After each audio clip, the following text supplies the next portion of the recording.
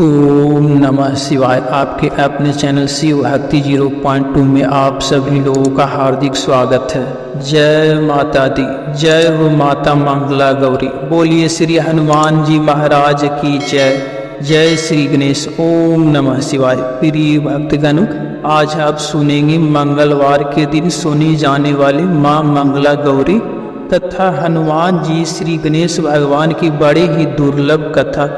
पद्म पुराण में श्री कृष्ण भगवान ने अर्जुन से इस व्रत के बारे में बताते हुए कहा था, हर विवाहित स्त्री या कुंवारी कन्याओं को मंगलवार के दिन मंगला गौरी व्रत करके सुनना या पढ़ना चाहिए। इससे उन्हें विधवा होने का भय नहीं रहता।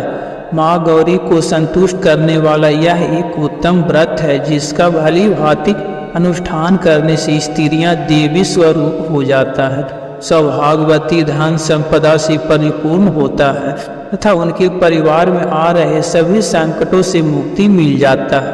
परिवार में सुख शांति समृद्धि और खुशहाली बना रहता है। एक समय की बात है, कुंडित नामक नगर में एक ब्राह्मण भक्त तथा बहुधन संपदा धर्मपाल नाम के एक प्रसिद्ध वैश्य निवास करते थे। पुत्र विहीन होने के कारण सब पत्नी व वैश्य हृदय से व्याकुल रहते थे।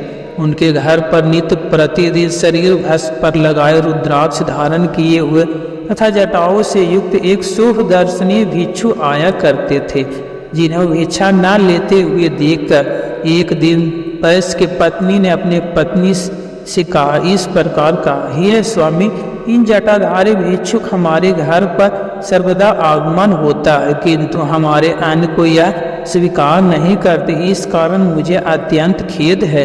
यह सुनकर धर्मपाल ने कहा, हे प्रिय, तुम चोरी छुपे एक वस्त्र में ढेर सारे सोने को छिपाकर उनकी झोली में प्रदान करो। अब दूसरे दिन तदनंतर उस वैश्य की पत्नी ने पति के कहे अनुसार वैसा ही किया। इस पर उस जटाधारी ने श्राप दिया, मैं तुम्हारे घर भिक्षा नहीं लेता, फिर भी तुमने मेरे झोली में चोरी छिपे स्वर्ण आदि का दान दिया है, इसलिए मैं तुम्हें श्राप देता हूँ कि तुम संतान विहीन हो जाओ।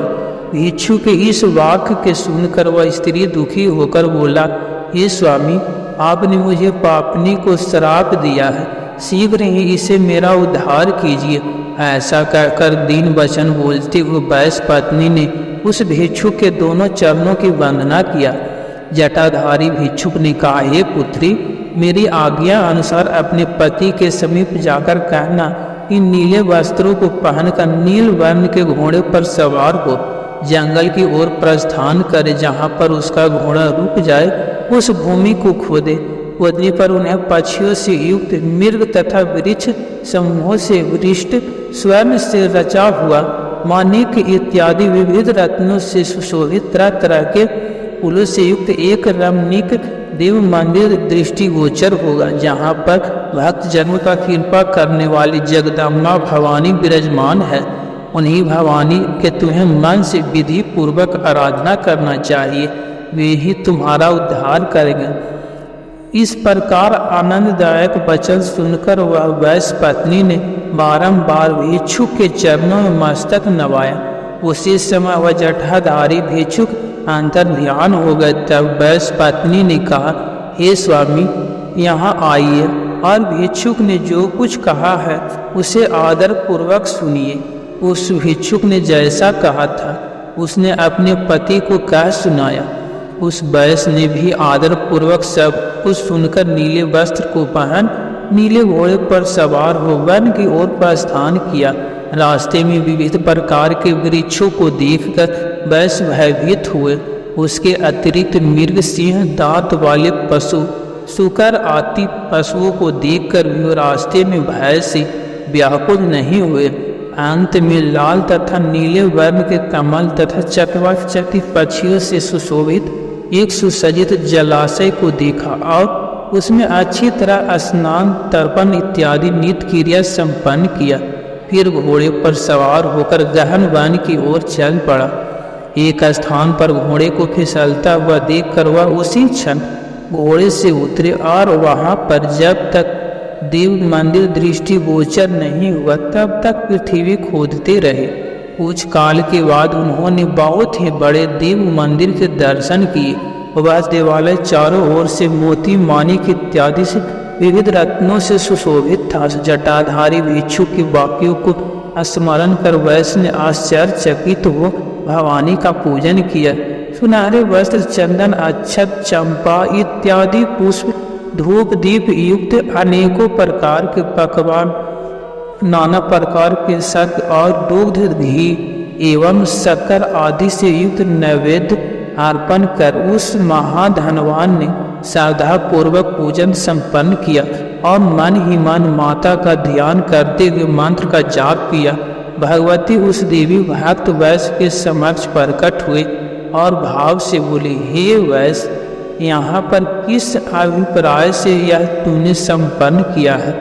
जो इस प्रकार पूजन संपन्न करता है उसे मैं अद्भुत वर प्रदान करता हूँ। यह सुनकर धर्मपाल हाथ जोड़कर भगवती के आगे खड़ा हो गए। फिर श्री भगवती ने कहा, हे धर्मपाल, तुमने मेरा बहुत अच्छी प्रकार से पूजा संपन्न किया। हे निष्पाप, हे मेरे भक्त, वर मांगो, मैं तुम्हें बहुत धन प्रदान करूंगा। धर्मपाल ने कहा, हे देवी, आपकी कृपा से मेरे पास बहुत धन संपत्ति है, किंतु पुत्र विहीन हूँ। इसीलिए पितरों के उद्धारक एक उत्तम पुत्र की प्राप्ति अभिलाषा करता हूँ। एक भिक्षुक मेरे घर पर आते हैं, किंतु मेरे अन्न को स्वीकार नहीं करते, इसीलिए सब पत्नी मुझे अत्यंत दुख है। इस प्रकार वैश्य के 3 वचनों को सुनकर भगवती ने कहा, हे धर्मपाल, तुम्हारे भाग में सुखदायी पुत्र नहीं है, तब पर भी विधवा होने वाली कन्या, अल्प आयु पुत्र अथवा नेत्रहीन दीर्घ आयु पुत्र, इन तीनों में से किसी एक को मांगना चाहते हो तो मांग सकते हो। धर्मपाल ने कहा, हे माँ, मुझे अल्प आयु पुत्र ही प्रदान कीजिए, इसी में अपने को कृतज्ञ समझूंगा, क्योंकि इससे नरक स्थिर पितरों का उद्धार करने में समर्थ हो जाऊंगा। श्री देवी ने कहा, हे वैश्य, मेरे बगल में स्थिर श्री गणेश की नाभि पर चढ़कर उनके पास में स्थिर चमत्कारी आम के फल को ले जाकर अपनी पत्नी को प्रदान करना, इसे निसंदेह तुम्हें पुत्र उत्पन्न होगा। माता के वचन को सुनकर वह वैश्य उनके बगल में जाकर भगवान गणेश की नाभि पर चढ़ने से मोह युक्त हो गए। फल को उतार देने के बाद उसे पुनः एक दूसरा फल दिखा। इसी प्रकार बारंबार फल उतारने पर भी उसे एक अन्य फल दिखाई देता। इस पर भगवान गणेश क्रोधित हो गए। उन्होंने धर्मपाल को श्राप दिया कि 16वां वर्ष प्राप्त होते ही तुम्हारे पुत्र को सांप डस लेगा। अब क्या था, धर्मपाल अच्छी तरह से फल को बांध कर माता को प्रणाम करके अपने घर की ओर चल दिया। घर पहुंचकर उसने अपनी भार्या को हल दिया। उस पतिव्रता ने उसे भक्षण कर लिया। अपने पति के संयोग से उसने गर्भ धारण किया और 9वां मास में पूर्ण होने पर उसने उत्तम पुत्र को जन्म दिया। उस ब्राह्मण ने संतुष्ट होकर जातक कर्म संस्कार किया। 6ठे दिन में षष्ठी पूजन किया। 12वें दिन में नामकरण संस्कार में उसका शिव नाम रखा तथा 6ठे वर्ष में हे युधिष्ठिर वैश्य ने पुत्र का उपनयन संस्कार कर ब्राह्मण को संतुष्ट किया। अब पुत्र ने जब 10वें वर्ष में प्रवेश किया तब उस बालक की माता ने अपने पति से कहा कि बालक का विवाह भी एक अच्छे मुहूर्त में कर देना उचित है। धर्मपाल ने कहा, मैंने संकल्प लिया है कि बालक जब श्री काशी धाम में विश्वनाथ का दर्शन करके लौटेगा तब उसका विवाह संस्कार संपन्न किया जाएगा। ऐसा कहकर उसने साथियों तथा उसके मामा सहित बहुत कुछ धन देकर अपने पुत्र को काशीपुरी के लिए रवाना कर दिया। मार्ग में दान दक्षिणा करते हुए वे प्रतिष्ठापुर में पहुंचे।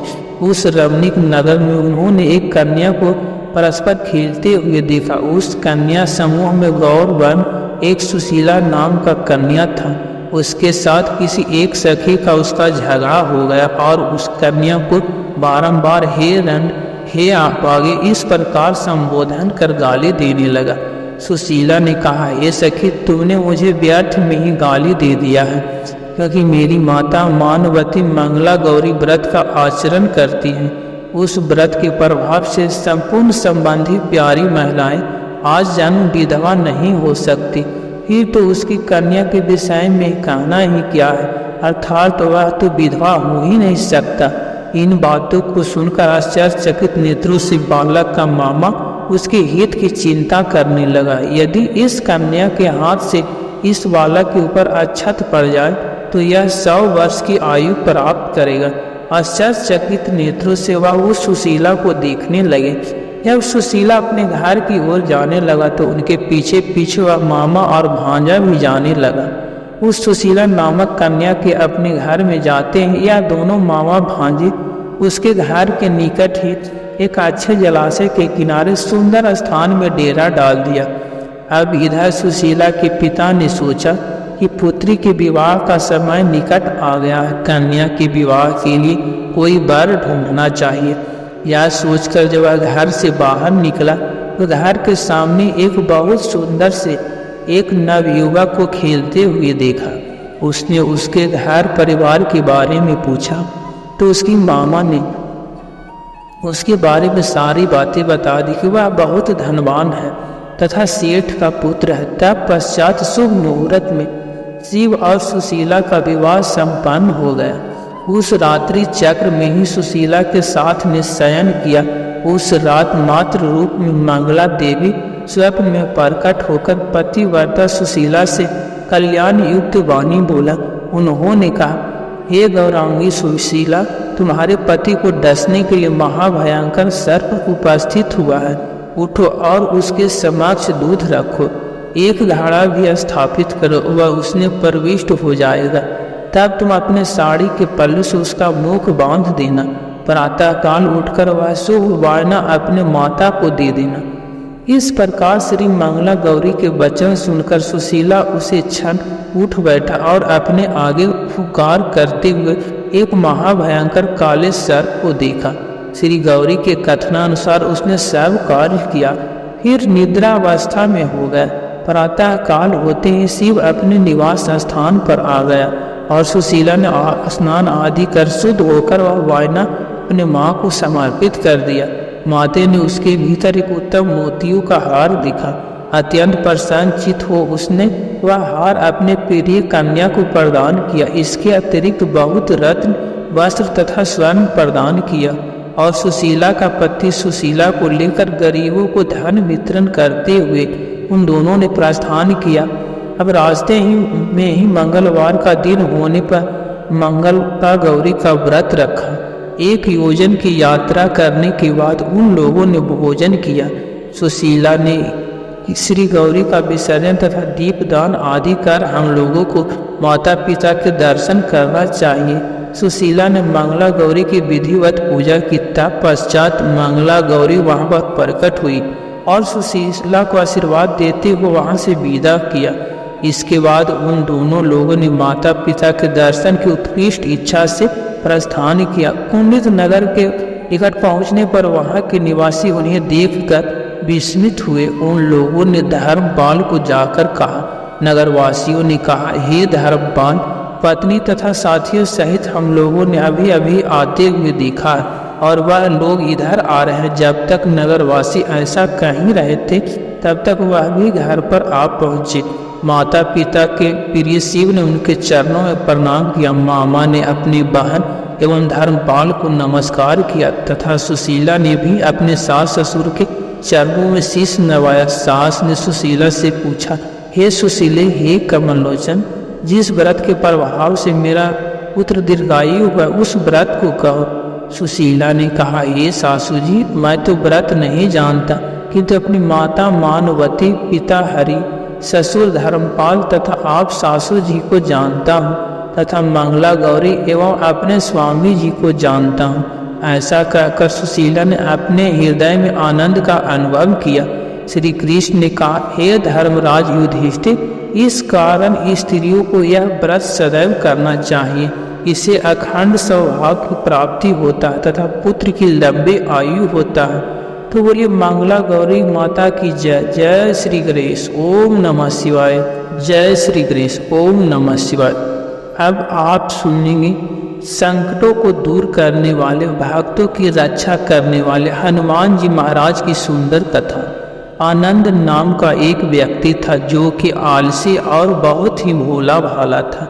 दिन भर कोई काम नहीं करता, बस खाता ही रहता और सोता रहता। घर वालों ने कहा चले जाओ, निकल जाओ घर से। आनंद के माता पिता थे नहीं, वह तो स्वर्ग सिधार चुके थे। भाभी को यह सब देखा नहीं जाता। भाई ने मिलकर उसे घर से बाहर निकाल दिया। घर से निकलकर यूं भटकते हुए एक आश्रम में पहुंचा। वहां उसने देखा कि एक गुरु जी हैं। उनके शिष्य कोई काम नहीं करते, बस मंदिर में भगवान की पूजा करते हैं। उसने मन में सोचा यह बढ़िया है, कोई काम धंधा नहीं, बस पूजा ही तो करना है। गुरु जी के पास जाकर पूछा, गुरु जी क्या मैं यहाँ रह सकता हूँ? गुरु जी बोले हाँ हाँ क्यों नहीं। भोला ने कहा लेकिन मैं कोई काम नहीं कर सकता हूँ गुरु जी। गुरु जी ने कहा कोई काम नहीं करना है, बस पूजा ही करना है। आनंद बोला ठीक है, वह तो मैं कर ही लूँगा। अब देखिए आनंद महाराज आश्रम में रहने लगे। ना कोई काम ना कोई धाम, बस सारा दिन खाते रहो और प्रभु भक्ति में भजन पाते रहो। ऐसे करते करते महीना भर हो गए। एक दिन आया एकादशी। उसने रसोई में जाकर देखा खाने का कोई तैयारी नहीं था। उसने गुरु जी से पूछा गुरु जी आज खाना नहीं बनेगा क्या? गुरु जी ने कहा नहीं बेटे, आज तो एकादशी है, तुम्हारा भी उपवास है। अब देखिए। उसने कहा नहीं नहीं, अगर हमने उपवास कर लिया तो कल का दिन ही नहीं दे पाएंगे। गुरु जी हम तो नहीं कर सकते उपवास, हमें तो भूख लगता है, आपने पहले क्यों नहीं बताया? गुरु जी ने कहा ठीक है तुम ना करो उपवास, खाना भी तुम्हारे लिए कोई और नहीं बनाएगा, तुम खुद बना लो। मानता क्या न करता गया रसोई में। गुरु जी फिर आए और बोले देखो अगर तुम खाना बना लो तो राम जी को भोग जरूर लगा देना और भोजन यहाँ नहीं बनाना, नदी के उस पार जाकर भोजन बना लो। ठीक है कहकर लकड़ी आटा तेल घी सब्जी लेकर आनंद महाराज चले गए। जैसा तैसा खाना भी बनाया। खाने लगा तो याद आया कि अरे गुरु जी ने तो कहा था कि राम जी को भोग लगाना है। अब क्या था, वह भजन गाने लगा, आओ मेरे राम जी भोग लगाओ, आइए हनुमान जी भोग लगाइए हनुमान जी। कोई नहीं आया तो बेचैन हो गया कि यहाँ तो भूख लग रहा है और राम जी आ ही नहीं रहे हैं। भोला मानस जानता नहीं था कि प्रभु साक्षात तो आएंगे ही नहीं, पर गुरु जी की बात मानना जरूरी है। फिर उसने कहा देखो प्रभु जी, मैं समझ गया हूँ कि आप क्यों नहीं आ रहे हैं। मैंने रूखा सूखा बनाया है ना, और आपको तर माल खाने का आदत है, इसीलिए नहीं आ रहे हैं। ना तो सुनो प्रभु जी, आज वहाँ भी कुछ नहीं बना है, सबकी एकादशी है, खाना हो तो यह भोग ही खा लो। श्री राम जी अपने भक्त की सरलता पर बड़े ही मुस्कुराए और माता सीता जी के साथ प्रकट हुए। भक्त असमंजस में गुरु जी ने कहा था कि राम जी आएंगे, पर यहाँ तो माता सीता भी आई है और मैंने तो भोजन बस 2 लोगों के लिए बनाया है।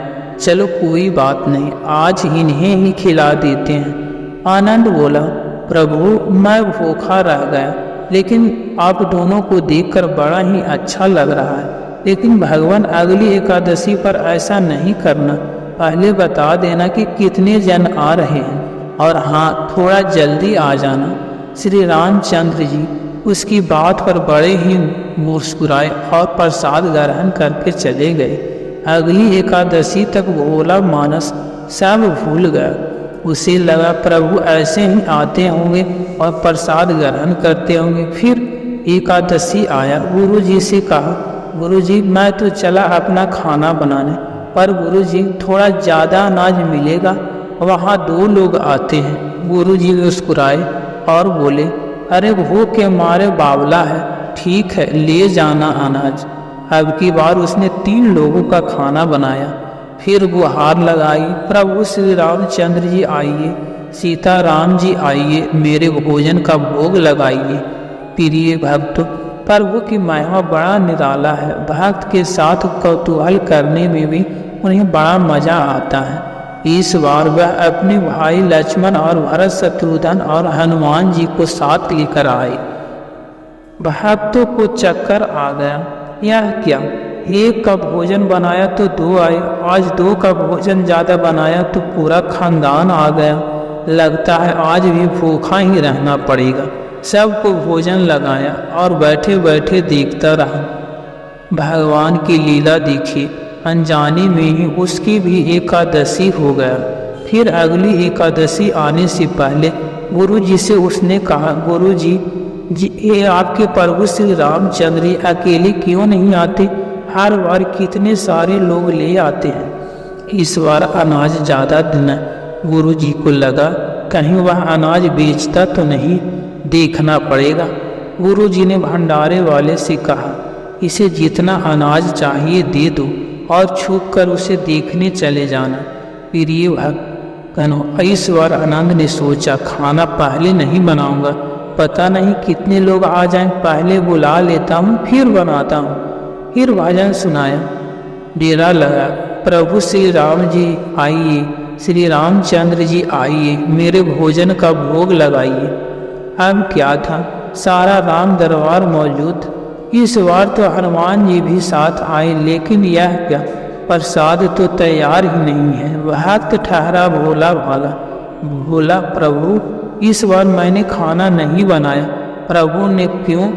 तो वह बोला, मुझे मिलेगा तो है नहीं, फिर क्या फायदा बनाने का, आप ही बना लो और खुद ही खा लो। श्री रामचंद्र जी मुस्कुराए, सीता माता भी गदगद हो गई उसकी मासूम जवाब से। लक्ष्मण जी बोले, क्या करे प्रभु? प्रभु बोले, भक्त की इच्छा है लक्ष्मण, तो पूरा करना ही पड़ेगा, चलो लग जाओ काम से। लक्ष्मण जी ने लकड़ी उठाया, माता सीता आटा सानने लगा। भक्त एक तरफ बैठकर देखता रहा। माता सीता रसोई बना रहा था तो कई ऋषि मुनि यक्ष गंधर्व प्रसाद लेने चले आए, क्योंकि जब खुद लक्ष्मी माँ सीता ने खुद अपने हाथों से प्रसाद बना रही है तो भला उसे कैसे लेने के लिए कौन नहीं आतुर होगा। उस भोले भक्त का पीछा गुरु जी चोरी छुपी कर रहे थे। इधर गुरु जी ने देखा खाना तो बना ही नहीं, भक्त एक कोने में बैठा है। गुरु जी ने वहां जाकर पूछा, बेटा क्या बात है, खाना क्यों नहीं बनाया तुमने? आनंद बोला, अच्छा किया गुरु जी आप आ गए, देखिए कितने लोग आते हैं प्रभु जी के साथ। गुरु जी बोले, मुझे तो कुछ नहीं दिखाई दे रहा, तुम्हारे और अनाज के सिवा यहाँ और कोई नहीं है। भक्त ने माथा पकड़ लिया, एक तो इतना मेहनत करते हैं प्रभु, भूखा भी रखते हैं और ऊपर से गुरु से दिख भी नहीं रहे, यह और बड़ी मुश्किल हो गया। प्रभु से कहा, हे प्रभु आप गुरु जी को क्यों नहीं दिखाई दे रहे हो? प्रभु बोले, मैं उन्हें नहीं देख सकता। क्यों प्रभु? वह तो बहुत पंडित है, ज्ञानी है, विद्वान है, उन्हें तो बहुत कुछ आता है, उनको क्यों नहीं दिखते आप? प्रभु बोले, माना कि उनको सब कुछ आता है भक्त, पर वह सरल नहीं है तुम्हारी तरह, इसीलिए उनको नहीं दिख सकता। आनंद ने गुरु जी से कहा, गुरु जी प्रभु कह रहे हैं कि आप सरल नहीं है, इसलिए आपको नहीं दिखेंगे। अब देखिए गुरु जी रोने लगे, वाकई में मैंने सब कुछ पाया पर सरलता नहीं पा सका तुम्हारी तरह, और प्रभु तो मन की सरलता से ही मिलते। अब क्या था, गुरु जी के रोने बिलखने को देखकर प्रभु जी प्रकट हो गए और गुरु जी को भी दर्शन दिए। इस तरह एक भक्त के कहने पर प्रभु ने रसोई बनाया, तो सिर्फ कथा को सुन लेना ही पर्याप्त नहीं होता, उस कथा में बताए गए सद्गुणों को हमें ग्रहण करना होता। मनुष्य जब सरल हृदय का हो जाएगा तो भगवान उसे स्वतः ही मिल जाएंगे। उसे हर मनुष्य में, हर जीव में, हर वस्तु में भगवान ही भगवान नजर आएंगे। तो एक बार प्रेम से बोलिए, सियावर रामचंद्र की जय, श्री हनुमान जी महाराज की जय। ओम नमः शिवाय।